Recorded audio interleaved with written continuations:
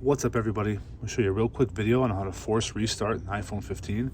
This method is great if your phone is frozen and it can't seem to power it off. So real quick, what I want you guys to look for is your volume up and down key on the left side, your power button on the right side.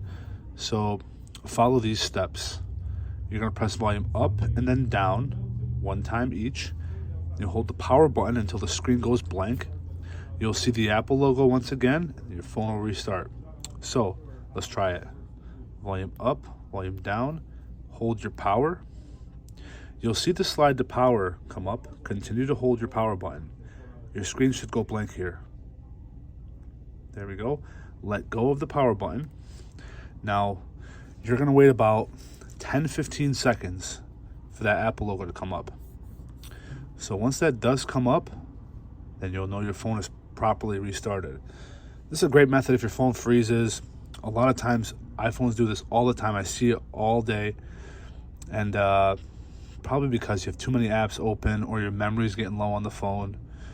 And yeah, that's it, guys. If you like this video, thumbs up, hit subscribe. I appreciate you guys for watching.